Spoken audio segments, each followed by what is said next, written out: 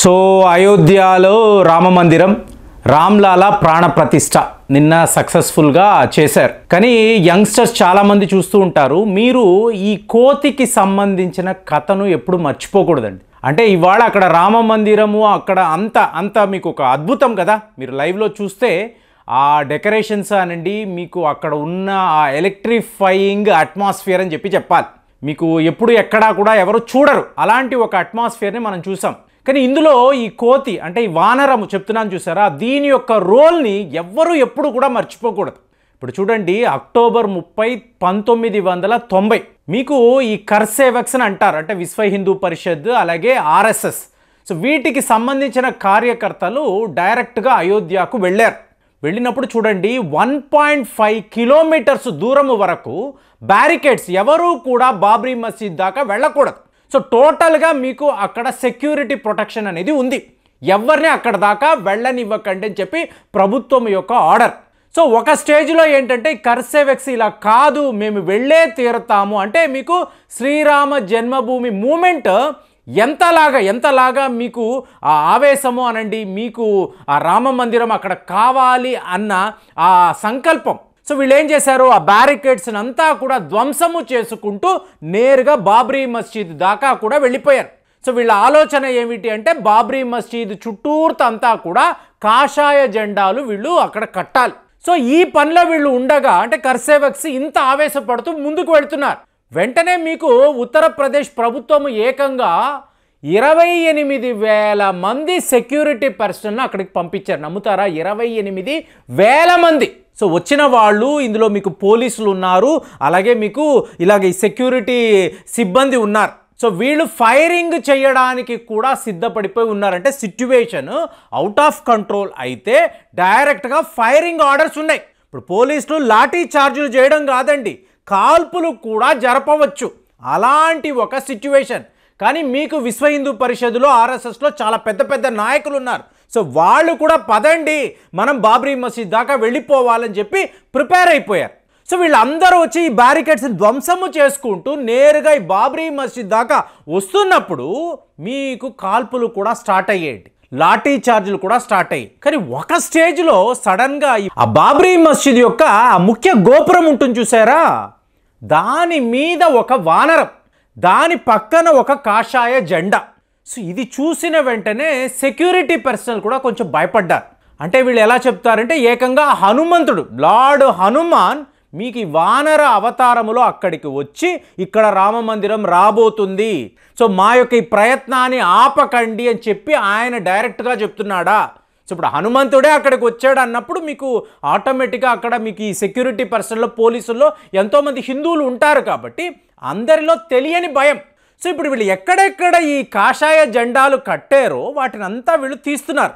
కానీ ఇప్పుడు ఈ గోపురం మీదకి వెళ్ళి ఆ కాషాయ జెండాని తీయాలన్న ధైర్యము ఎవ్వరికి రాలేదండి. ఎందుకంటే అక్కడ కూర్చొని ఉన్న వానరం గంటల తరబడేది అక్కడే ఉంది అని చెప్పి విశ్వ హిందూ పరిషత్కి సంబంధించిన నాయకులు ఇవాళ కూడా మాట్లాడుకుంటారు. సో దాంతో ఇది ఒక శుభ సూచకము, ఇక్కడ రామ మందిరము రాబోతుంది, దీనిని ఎవరు ఆపలేరు అని చెప్పి ఆ వానరము హనుమంతుడు మీకు ఒక సంకేతాన్ని ఇచ్చాడు అని చెప్పి ఇవాళ వరకు కూడా అందరూ నమ్ముతారు. కాబట్టి ఈ రామ మందిరం రావడానికి ఈ కోతి ఈ వానరము చేసిన ఈ సహాయం, ఒక్కసారి ఆ వానరాన్ని అక్కడ చూసిన తరువాత ఇక్కడ కర్సేవకుల్లో అంతా ఎక్కడ లేని ఆవేశము, ఉత్తేజము, జై శ్రీరామ్ జై శ్రీ అరుపులు ఇవన్నీ నిన్న విన్నాం.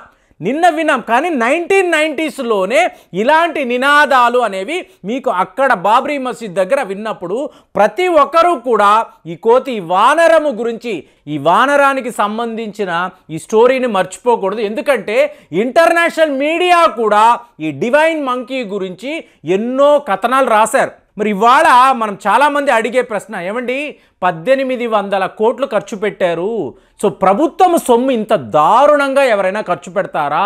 మీరు ఎన్ని స్కూళ్ళు కట్టొచ్చు, ఎన్ని సంక్షేమ పథకాలను మీరు తీసుకురావచ్చు, పేదలకు ఇళ్ల నిర్మాణాలు, టాయిలెట్లు నిర్మించి ఇవ్వచ్చు కదా, ఒక గుడి కోసం ఇంత డబ్బు ఖర్చు పెట్టడము ఏమైనా న్యాయమా అని చెప్పి చాలామంది అడుగుతారు. ఫ్రెండ్స్, ఇక్కడ ఒక క్లారిఫికేషన్ అండి, మీకు శ్రీరామ మందిరము అనేది గవర్నమెంట్ ప్రాజెక్టు కాదండి. కాదండి. అంటే శ్రీరామ జన్మభూమి మీకు తీర్థక్షేత్ర ట్రస్ట్ అని అంటారండి. వాళ్లకు సంబంధించిన ఒక ప్రాజెక్ట్ ఇది, గవర్నమెంట్కి సంబంధం లేదు.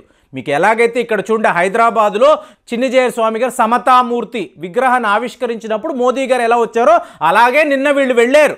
ఇప్పుడు ఉత్తరప్రదేశ్ ప్రభుత్వం చేసిన ఒక కొత్త అనౌన్స్మెంట్ మీరు వినాలి.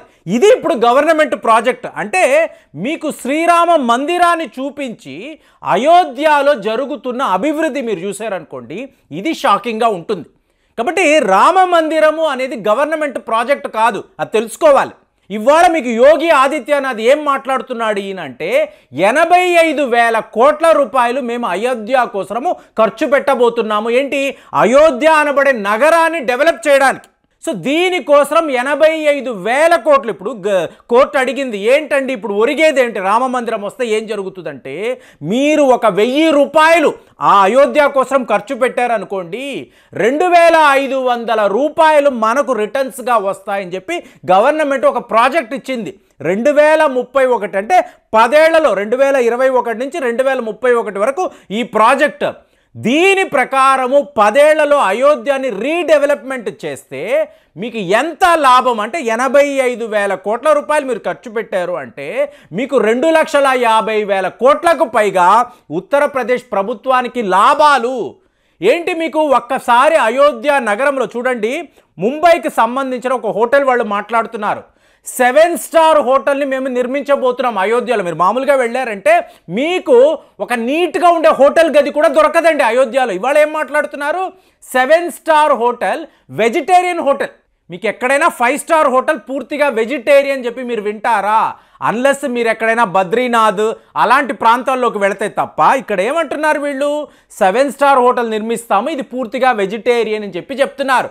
మీకు ఒక లోదా అనండి, సరోవర్ అనండి, అలాగే మీకు మ్యారియత్ హోటల్స్, ఇలాగ 15 అతిపెద్ద ప్రాజెక్టులు మీకు అయోధ్యలోకి రాబోతుంటే హోటల్స్. అలాగే మీరు లక్నో నుంచి అయోధ్య వెళ్ళాలి అనుకోండి, మీకు 6 లేన్ రోడ్, మీకు హైవేస్ అండి, 6 లేన్. మీకు ఇది ఎలా ఉంటుందంటే లక్నో నుంచి అయోధ్య, అలాగే మీకు మధురా నుంచి అయోధ్య, మీకు అలహాబాద్ అంటే ప్రయాగరాజ్ అంటున్నారు చూసారా, అక్కడ నుంచి అయోధ్య, వారణాసి 6 లేన్ రోడ్, అద్భుతమైన హైవేస్ వీళ్ళు వేస్తున్నారు. ఇంటర్నేషనల్ ఎయిర్పోర్ట్స్ వీళ్ళు నిర్మించారు. ఏం చెప్తున్నారు? మీకు జాఫరీస్ అనబడే ఒక అమెరికాకు సంబంధించిన ఇన్వెస్టర్స్, ఈ కంపెనీ ఏం చెప్తుందంటే 50 మిలియన్ టూరిస్టులు ప్రతి సంవత్సరము కూడా అయోధ్య రాబోతున్నారు. ఒక వారణాసి అనండి, ఒక ప్రయాగరాజ్ అనండి, అలాగే మీకు అయోధ్య కూడా. అంటే హైయెస్ట్ లెవెల్లో మీకు టూరిస్టులు రాబోతున్నారు. టూరిస్ట్ హాట్ స్పాట్గా అయోధ్య మారిపోతుంది. కాబట్టి యావత్ నగరాన్ని మీరు చూసారు, ఒక అద్భుతం అండి. ఏంటి అంటే సోలార్ ట్రీస్ అండి, చెట్లు ఉంటాయి కానీ ఇవి సోలార్ పవర్డ్ ట్రీస్. అంటే మీకు అయోధ్యకి వెళితే ఎటు అటు మీకు వెలుతురు ఉంటుంది. చెట్ల ద్వారా వెలుతురు ఏంటంటే ఇలాంటి కొన్ని టవర్స్ను వీళ్ళు నిర్మిస్తున్నారు. ఇలా మీరు చూసుకున్నారు అనుకోండి, రైల్వే నెట్వర్క్, ఇలా రోడ్ నెట్వర్క్, విమానాలు, ఎటు చూసినా ఒక అల్ట్రా మోడర్న్ సిటీ లాగా అయోధ్యని వీళ్ళు టార్గెట్ చేస్తారు, తయారు చేస్తారు. ఈ విధంగా లోకల్గా వ్యాపారం జరుగుతుంది. అక్కడ ఉండే యువతకు మీకు ఉద్యోగ అవకాశాలు ఉంటాయి. ఎంటైర్ సిటీని వీళ్ళు ఒక్క రామ మందిరాన్ని చూపించుకొని హైయెస్ట్ లెవెల్లో ఇండియాలోనే నంబర్ 1 టూరిస్ట్ స్పాట్గా ఈ రామ మందిరాన్ని తయారు చేయడానికి వీళ్ళు ఏకంగా 85,000 కోట్ల రూపాయలు ఖర్చు పెట్టబోతున్నామంటే అసలు సిసలైన ప్రాజెక్ట్ ఇది. కాబట్టి ఈ వానరము, ఈ డివైన్ మంకీ ఆ రోజు ఆ కాషాయ జెండాను కాపాడడం వల్ల ఇవాళ ఇంత పెద్ద ఆలయ నిర్మాణం జరిగింది.